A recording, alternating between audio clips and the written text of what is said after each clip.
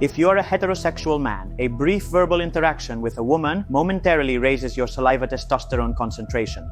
The same happens when you watch your favorite football team score a goal or when you exercise in a group. This androgen modulates our behavior and responds to our assigned social roles. The same person within an organization will generate more testosterone in a position of responsibility than in a subordinate position. A social defeat, being humiliated in public, momentarily reduces your testosterone levels. The opposite happens when you win the lottery. The static data we see in your analytics in the form of your testosterone levels is actually a fluctuating and dynamic range that changes in response to many social dynamics and environmental factors. This is fascinating and completely normal in case you weren't aware. Decades of advertising around this androgen have ensured that we associate it with the world of muscle and little else. But as usual, there's more to uncover. We live in a time when millions of men and even women strive hard to optimize their testosterone levels. However, this hormone is surrounded by myths that tarnish its name and that we try to explain today. Does testosterone make you an aggressive person? Do I have to take testosterone to avoid aging past a certain age? Will testosterone replacement therapy cause me to have a heart attack? What is the reason we have lower testosterone levels than our grandparents? You're about to discover 7 misconceptions about testosterone. Testosterone promotes both aggressive and prosocial behaviors. Testosterone is typically associated with an increase in sexual responses, increased libido, and aggression. In fact, there is a term called steroid rage that refers to the state of irritability and irascibility that many steroid users have. In general, we consider people with more testosterone to be more aggressive, belligerent, or provocative. But depending on the social context, this complex hormone can also promote social bonds and emotional ties. Wow, more testosterone doesn't necessarily turn us into more aggressive people. The new hypothesis postulates that testosterone would generate aggressive behaviors against intruders or threatening elements external to a group, while at the same time promoting social responses of affection and care towards the members of the group. Aubrey Kelly and Richmond Thompson, a psychologist and a neuroscientist from Oxford College, aimed to test this in their captivating study. For this, they used gerbils, rodents in which typically the male and female form lasting bonds and raise offspring together, something that is not very common in the animal kingdom.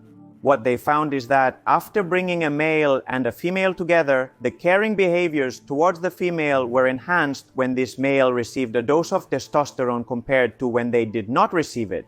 The gerbil was not more aggressive, but more affectionate towards its partner. And not only that, they also measured the hypothalamic activity of another hormone typically associated with affection and love responses, oxytocin. And the gerbils that received testosterone had more oxytocin when interacting with their partner. Wow, the male was more affectionate towards his partner and had a more prosocial attitude. Then they removed the female from the cubicle and put in a different male, a foreign male that is a potential threat. After receiving the dose of testosterone, the future gerbil father acted more aggressively towards the new intruder. Kelly's conclusion is interesting. Testosterone does not generate aggressiveness or prosocial behaviors by itself. It is a chemical amplifier of these responses. Responses that will ultimately be determined by the environment and need, the specific context in which we are. In a context of upbringing, family, and couple, testosterone seems to increase protective and caring behaviors, which makes a lot of evolutionary sense. When the context changes, the same hormone would favor fighting and aggressive behaviors. Although obviously you are not a gerbil, there are reasons to believe that testosterone exerts similar actions in us, and that it is not an intrinsically aggression-enhancing and confrontational molecule, as we have thought so far. Low testosterone levels raise the chances of suffering a heart attack. You are very likely thinking about the dangers of having very high testosterone, especially when those levels are achieved using pharmacology for sports or aesthetic purposes. The press periodically reminds us of the premature death of some bodybuilder, and exogenous androgens are generally considered in popular belief as dangerous substances. And this is good. Having respect for this family of hormones is totally necessary. But there is a health risk less generally discussed because it is more hidden and quieter. The danger is having low testosterone. Yes, having physiologically low concentrations of testosterone. We could debate where the cutoff point is, but most labs are at 3 nanograms per milliliter or 300 nanograms per deciliter, or below these levels, we would have low levels. Having low testosterone levels, especially at ages over 50, increases the risk of cardiovascular disease, the risk of having a heart attack, for example. In this study, 930 men with coronary disease are followed for 7 years. Testosterone levels are measured before, during, and after the follow-up period. The conclusions are powerful. During the follow-up period, nearly twice as many men with low testosterone died compared to those with normal levels of the hormone. There was an 88% increase in the risk of death from coronary disease in those with low levels. And why is it important to emphasize this? First, because having elevated testosterone is something you reach voluntarily, often after having clandestinely used testosterone for aesthetic or performance purposes. That is, you voluntarily expose yourself to this situation, although there are rare pathologies where testosterone rises pathologically. But the opposite situation, having low testosterone levels, is something that doesn't make noise, doesn't hurt, and doesn't warn unless you measure your androgens in an analysis. And the symptoms it generates are vague, they are ambiguous. I take this opportunity to remind you, if you are going to measure your levels, don't just measure testosterone. Measure LH, follicle-stimulating hormone albumin, and sex hormone-binding globulin to calculate free and bioavailable fractions. Testosterone replacement therapy is safe, but it is rarely done correctly. In the previous study, those who had levels within the laboratory's normal range, but close to the lower limit, also had a higher risk of premature death. I repeat, levels in range, normal levels, but low.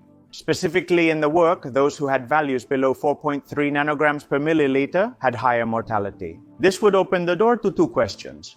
First, testosterone replacement therapy, yes, or testosterone replacement therapy, no. And second, what is the optimal range of testosterone?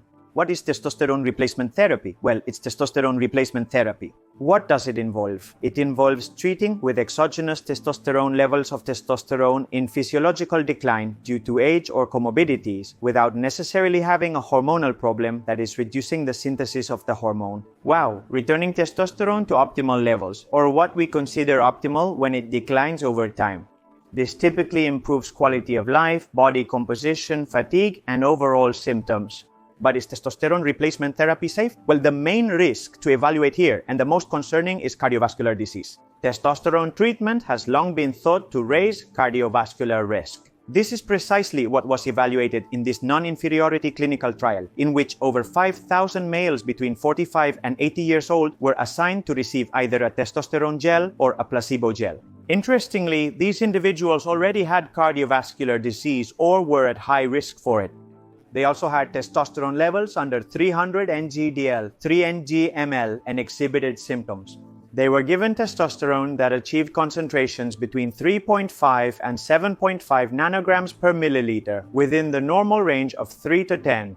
The result is that no more cardiovascular events were found in the group that used testosterone, and that in a population that already had a high risk of cardiovascular disease, that is, they had other risk factors.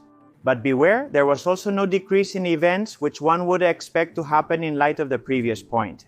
Why? Well, probably because the duration of the treatment was insufficient. It was an average of 21 months, and there was not enough time for such differences to manifest. And why do I say that testosterone replacement therapy in general is not done well? Well, because of one or several of the following situations. Very high doses are used closer to doping than to testosterone replacement therapy. A healthy male optimally produces 70-80 milligallories of testosterone per week. Well, a testosterone replacement therapy generally should not exceed 150 milligrams per week. This is variable, but most of the time even less is required. And the reality is that you see much higher doses that are not testosterone replacement therapy, they are doping. No matter how you want to dress it up, don't try to convince yourself otherwise. And on the other hand, treatments are started without having low testosterone levels. Some people with normal basal testosterone levels of 4 or 5 want to increase it to 10, believing they will improve despite already being in the healthy range. They begin testosterone replacement therapy when it's not necessary. Or worse, sometimes they start without even measuring basal testosterone. And finally, many treatments are started without symptoms, simply for anti-aging purposes. And there is no quality clinical evidence to affirm that having testosterone at 8, 9, or 10 is going to make you age better compared to having it at 4 or 5. In fact, having it high creates a pro-aging effect due to the imbalance between anabolic and catabolic processes. The androgen receptor is more important than testosterone. Hormones don't work alone, they always do it in conjunction with their receptor. We focus too much on testosterone and not enough on the androgen receptor. These hormonal targets are the ones that really exert the androgenic actions that interest us in the cell nucleus. Keeping your androgen receptors in good shape is key to making the most of the testosterone that your testicles produce, whether it's more or less. And in women, the adrenal gland. In other words, you have to be sensitive to androgens. Some of the everyday elements that worsen androgen sensitivity are the overuse of NSAIDs, non-steroidal anti-inflammatory drugs. These drugs exert antagonistic effects on the androgen receptor in a dose-dependent manner. Higher doses are worse. Suboptimal vitamin D levels or reduced exposure to endocrine disruptors also play a role. I remind you that these are molecules that interfere with normal hormonal signaling in such a way that they exert unwanted hormonal actions. They are everywhere, and some are anti-androgens. They attach to the androgen receptor and prevent testosterone from binding to it. Washing produce, avoiding plastic, ventilating homes, and using mineral sunscreens can reduce exposure to harmful chemicals. For more depth on this topic, watch the linked video. The more industrialization, the less testosterone. That average testosterone levels have been decreasing in recent decades is nothing new. If we have to point out a single culprit, we have it clear. It's the changes in our lifestyle. If you look at the map, more industrialized and westernized countries have lower levels of testosterone, while less developed countries paradoxically have higher average levels of testosterone. What is the reason for this curious fact? Technological and economic development offers many benefits, but it comes with processed food, sedentary jobs, pollution, endocrine disruptors, reduced sunlight exposure, and chronic stress. This in turn generates a higher percentage of body fat, an overactive hypothalamus pituitary adrenal axis, suboptimal consumption of some micronutrients, and all of this ultimately reduces our testosterone levels at a population level. And this, as we saw at the beginning, is not good news for public health. A population with suboptimal testosterone levels tends to be more fragile, depressed, and less functional. And we delve deeper into this aspect in this recent live. Going into the relationship of testosterone with mood, less testosterone, more anxiety. Have you ever wondered why unnatural bodybuilders feel invincible when they use pharmacology? Well, largely due to the effects of testosterone at the brain level, which is a very dangerous weapon, a double-edged sword. These effects cause a good percentage of users to develop psychological dependence on these substances. And it's not just about the attachment to the physical transformation that these drugs achieve, but also to direct effects on behavioral aspects so valued for men, such as self-esteem, self-efficacy, confidence in their abilities, and perception of control. What we said in the introduction. This makes testosterone and its derivatives often achieve a powerful anxiolytic effect. An effect that obviously also achieves the testosterone that we naturally produce, not only the drugs, but how it modifies the brain, which keys does testosterone touch in the brain to manage to lower anxiety. What we know today is that some metabolites of testosterone modulate GABAergic and serotonergic neurotransmission in the brain. In other words, molecules derived from testosterone touch keys of your neurotransmitters, reducing the anxiety response. In parallel, there is clinical scientific evidence that supports this. Social anxiety disorder has been linked with low levels of testosterone. Social interactions become more difficult and we are less inclined to have them. Males with prostate cancer who undergo androgen deprivation therapy often experience a worsening of their mood, including anxiety. And in this work, those with lower levels of testosterone and androstenedione scored higher on anxiety tests. And it's also indirect evidence to the contrary. Clinical treatment or clandestine use of testosterone is associated with more self-esteem and less anxiety. The less testosterone, the worse the body composition. This is well known by most, but what is not so well known are the reasons. When we have low testosterone, the anabolic responses in lean tissues are greatly attenuated. Resting energy expenditure decreases, muscle becomes more resistant to insulin and consumes glucose worse.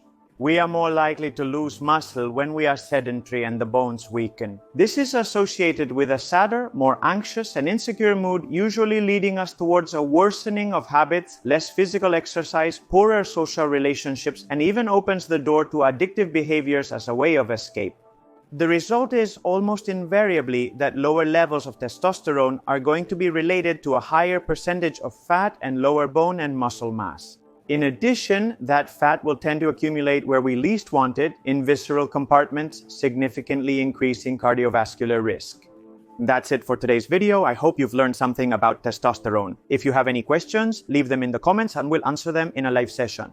Thanks for watching until the end, subscribing, and your attention. Hugs! See you in the next video. Keep on empowering.